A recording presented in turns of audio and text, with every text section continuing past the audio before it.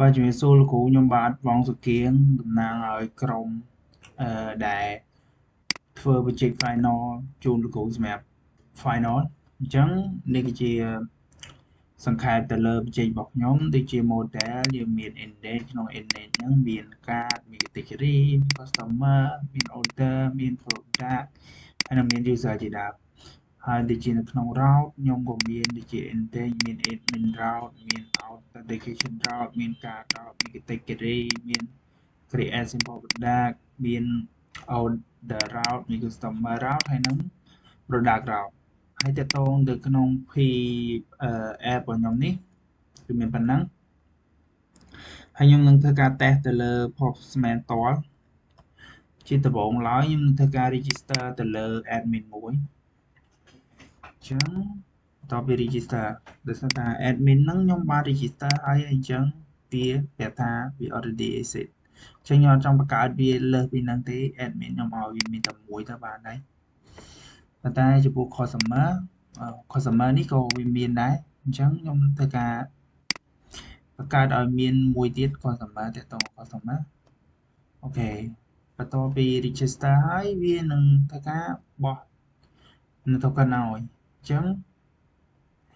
អូខេ register ក៏បោះ token ដែរអញ្ចឹងខ្ញុំនឹងធ្វើការយកវាមក login ដំបូងឡើយខ្ញុំ log តកតងជាមួយនឹង admin log ម្ដងទៀតអូខេអញ្ចឹងខ្ញុំនឹងធ្វើការ copy token របស់ admin ទុកដើម្បីប្រើប្រាស់លើក្រោយហើយបន្ទាប់មកខ្ញុំនឹងយក admin ហ្នឹងមក token របស់ admin ហ្នឹងយកមក pass មើលដើម្បីដឹងថា current user ដែលយើងកំពុងប្រើហ្នឹងសិតជាអីគេអញ្ចឹងនេះយើងបានឃើញហើយជា admin ហើយបន្ទាប់មកខ្ញុំនឹងយក customer ដែលខ្ញុំបានទៅតែបង្កើតនេះយកមក login ម្ដងអូខេគឺ login ទៅ browser proxy say require this server could not understand អូខេសម័យអូខេអញ្ចឹងយើង login បានដូចគ្នាហើយក៏បោះជា token ឲ្យបានដូចគ្នាតកតងជាមួយសិតជា customer ហើយនិងសិតជា admin ប៉ុន្តែខ្ញុំ copy តាសិតរបស់ admin ទេដើម្បីដោយសារលក្ខខណ្ឌមួយចំនួនតើសិតរបស់ admin ទៅយើងអាចបង្កើតបានបន្ទាប់មកយើងនឹងធ្វើការបង្កើត category មួយតកតងជាមួយនឹង name ហើយនិង description តែប៉ុណ្្នឹងទេតកតងមួយ category ខ្ញុំធ្វើការបង្កើតទាមទារ authorization អញ្ចឹងដោយសារតាទាមទារ authorization ខ្ញុំ copy authorization របស់admin token យកមកមើលប៉ុន្តែវាអត់ដើរទេហើយជាមានបញ្ហាអីកើតអីបានអត់ដើរមើលមួយទៀតគេខុសវិញ copy ខុសអញ្ចឹងដាក់ថាម៉េច category already exist អញ្ចឹងដោយសារតែយើងបានបង្កើតវាហើយអញ្ចឹងវាមានរួចទៅហើយអញ្ចឹងចង់បង្កើតវាទៀតទេខ្ញុំមកធ្វើការ get មើលវាសិនអូខេយើងមើល category ដែលយើងចង់បង្កើតវាមានរួចហើយឈ្មោះថា electronic អញ្ចឹង electronic ហ្នឹង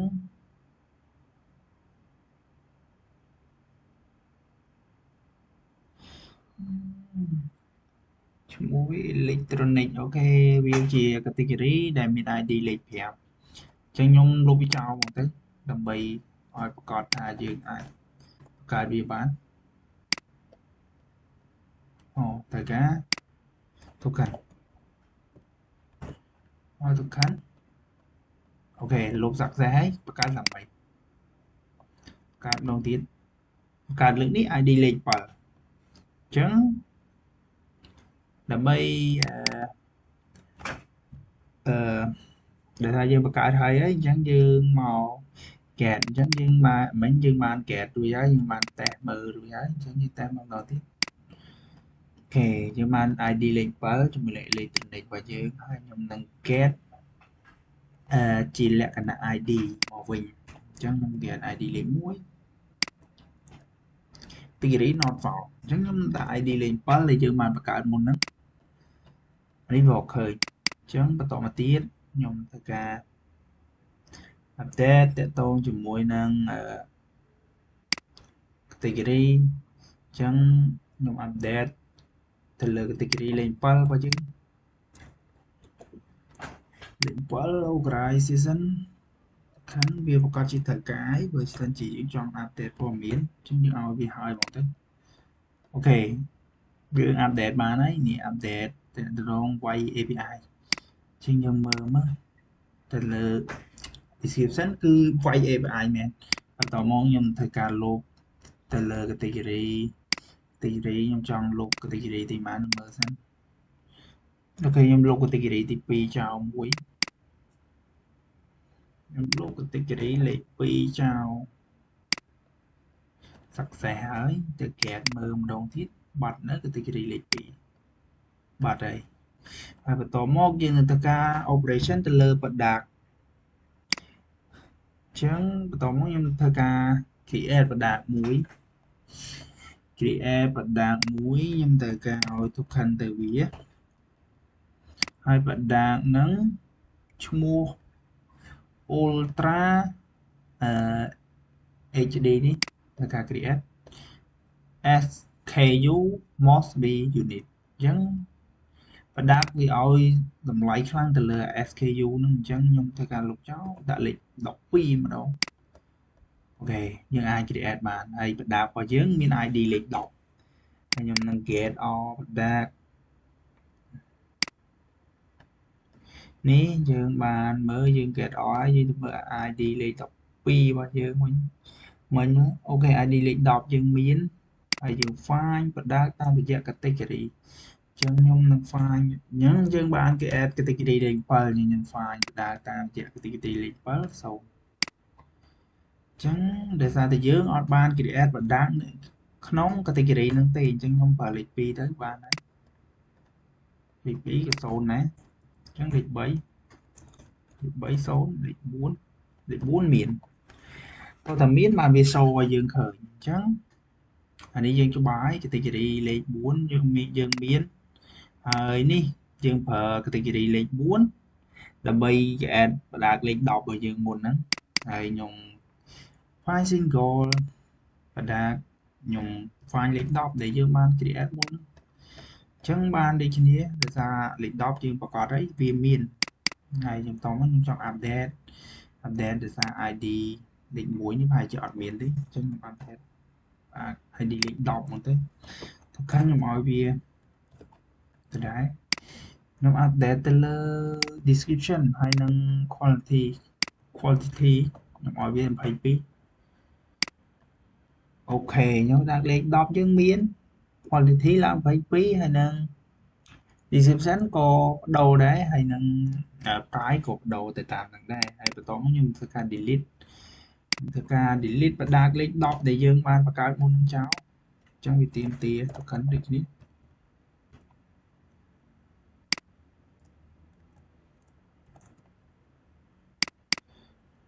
ខ្ញុំទុកដាក់លេខ10ហ្នឹងធ្វើការ delete ដាក់លេខ4មុនmissing payout ending ហើយជាវាខ្ញុំទៅ get all វាមើលថាម៉េចប្រដាប់លេខ4មានអត់អូខេមានតាអូខេអូច្រឡំ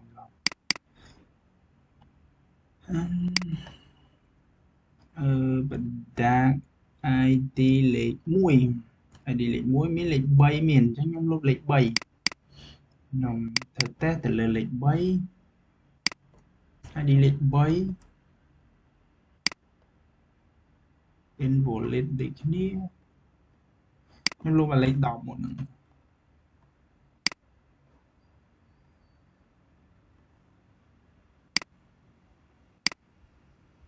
នេះវាមានបញ្ហា message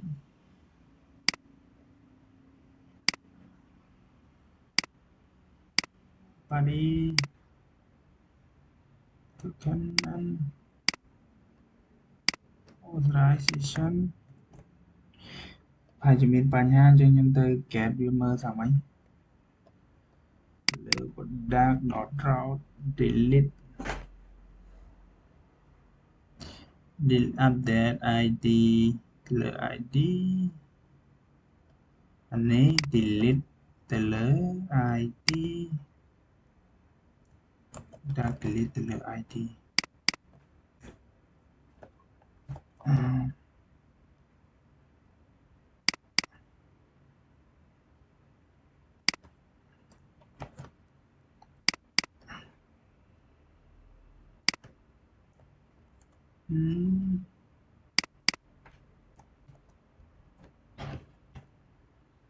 delete លើ ID delete ID លេខ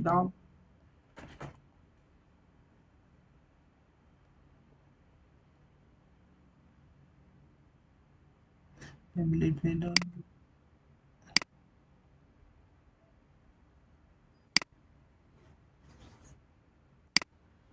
ពីតែកាយគេឲ្យប្រកាសអូខេ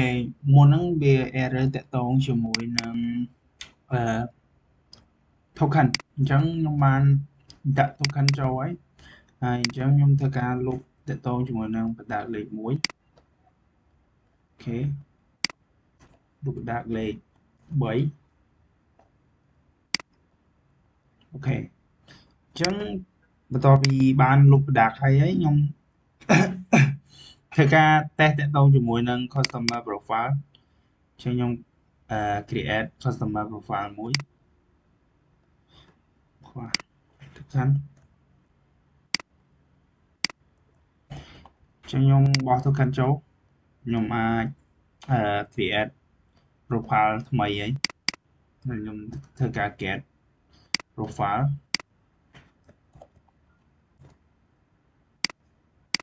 របស់ customer អញ្ចឹងខ្ញុំ get វាបានហើយហើយបន្ទាប់ពី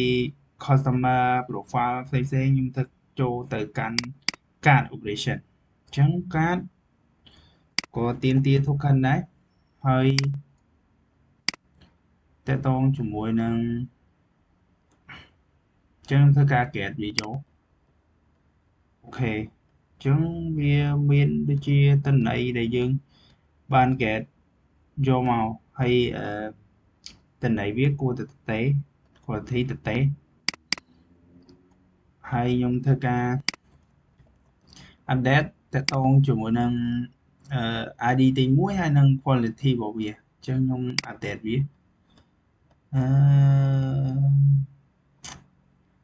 no stock only 0 left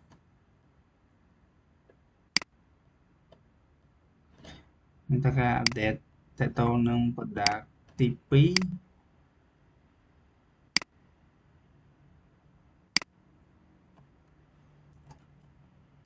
ដាក់ ID ទី2 product not found ទៅការ update product លេខ10ដែលខ្ញុំបានបង្កើតអូខេអញ្ចឹងខ្ញុំ update បានហើយទៅតងមួយ product លេខ10អញ្ចឹងខ្ញុំចូល update វាអញ្ចឹងខ្ញុំចង់ update quality នៅ product ទី1ប្រហែលជា product ទី1ខ្ញុំអត់មានអញ្ចឹងខ្ញុំដាក់ product លេខ10ដើម្បី update វាអញ្ចឹងមុនហ្នឹងយើង add ឲ្យបន្ថែមតែវា2ទេអញ្ចឹងយើង update វាឡើងទៅ10អ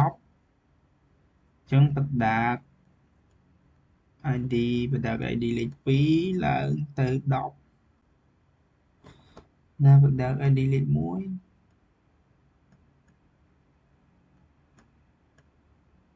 អូ product ID លេខ10ដែលខ្ញុំបាន update ច្រឡំណា product ID លេខ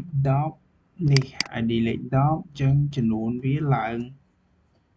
តាមដែលយើងបាន update ហើយ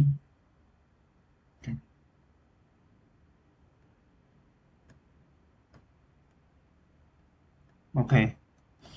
ញ្ចឹងប្រហែលជាវាបានឡើងហើយអញ្ចឹងខ្ញុំធ្វើការ remove វា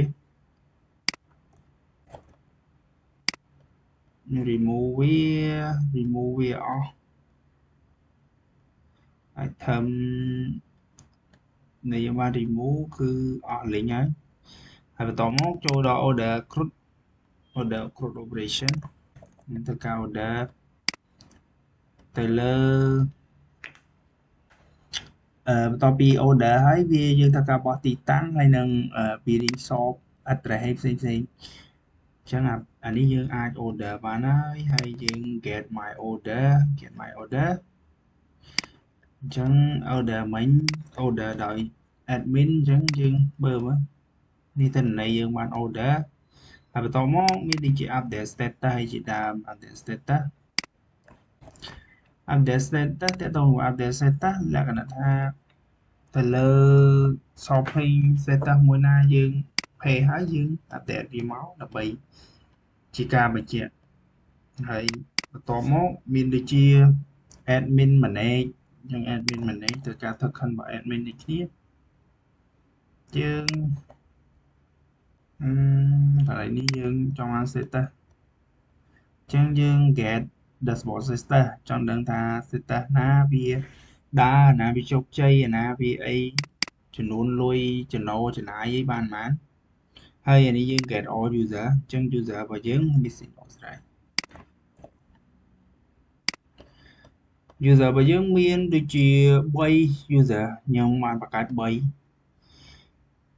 user នេះ user មាន admin មាន customer 2 នាក់ហើយបន្តមកខ្ញុំធ្វើការ ban user ដែលមាន active 4អញ្ចឹងខ្ញុំអាច ban គាត់អូខេអញ្ចឹងបន្តពី ban ហើយactive របស់គាត់វាទៅជា for ឡើង true អញ្ចឹង customer ឬក៏អីដែលយើងបាន ban ហ្នឹងគាត់អាចសរសេរចូលប្រើប្រាស់បាននេះហើយចុងក្រោយជា generate some simple data ទេអញ្ចឹងតកតងជាមួយនឹងបច្ចេកវិទ្យាលោកគ្រូបានដាក់ឲ្យធ្វើគឺជោគជ័យអស់ហើយអញ្ចឹងអរគុណជំរាបលាលោកគ្រូ